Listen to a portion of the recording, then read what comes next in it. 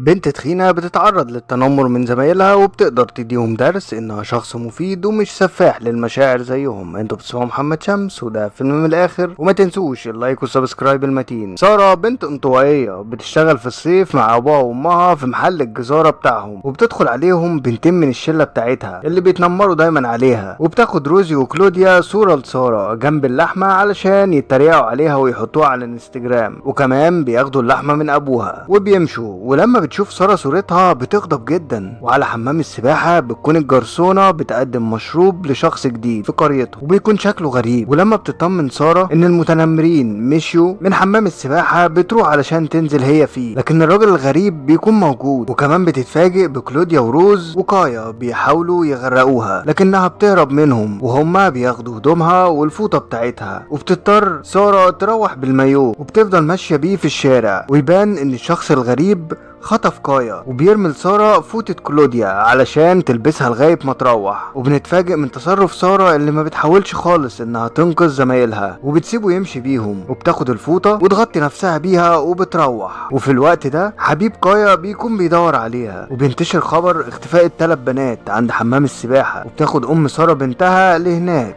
علشان تقول المعلومات اللي عندها للشرطة. لكنها لما بتوصل هناك بتقول لهم ان هي ما كانتش بتعوم اصلا هنا، وانها كانت عند البحيرة. وبالليل ام كلوديا بتروح لسارة في البيت وبتحاول تستعطفها علشان تقول لها على مكان بنتها المختفية، لكن ام سارة بتزعق لها لان بنتها مش متربية، وعلى طول بتتنمر على سارة بنتها وبتقول لها ان هي خنزيرة، وبتطردها من البيت على طول. وبتكتشف سارة بعدها ان موبايلها ضاع في الحادثة، فبتاخد موبايل ابوها وبتروح الغابة وتقعد ترن على تليفونها هناك على امل ان هي تلاقيه. وبيكون في الوقت ده اهالي الضحايا هناك وبيدوروا على البنات المختفيين، ولما بترجع البيت بتكون لقت تليفونها. وام سارة كمان اكتشفت الدم اللي على الفوطة بتاعت كايا اللي كانت لابساها بنتها وهي راجعة يوم الحادثة، وبتعاتبها امها. لكن سارة بترفض ان هي تقول اي حاجة عن البنات برضو. وبسبب شهادة اهل القرية بان سارة كانت في حمام السباحة وقتها، بترجع الشرطة مرة تانية علشان تستجوبها، وبتعترف ان هي كانت فعلا هناك وكانت خايفة ان هي تقول ده علشان هما كانوا بيحاولوا يغرقوها وبيتنمروا عليها، وبتنهار من العياط. وبتاخدها امها بعدها لغرفتها وما بترضاش ان هي تكمل استجواب مع الشرطة. وبنتفاجئ ان الغريب بيهجم على بيت سارة وكمان بيضرب ابوها وامها وبيغمى عليهم، وبيخطف سارة وبياخدها لعربيته لمكان البنات اللي مخطوفين. ولما بتشوف سارة البنات مربوطين بتحاول تفكهم، لكن بيوصل الغريب وهي بتحاول تستخبى بتلاقي جثة روزي صاحبتها، وبتقرر ان هي تنتقم لها وتخلص عليه. وبتحرر كلوديا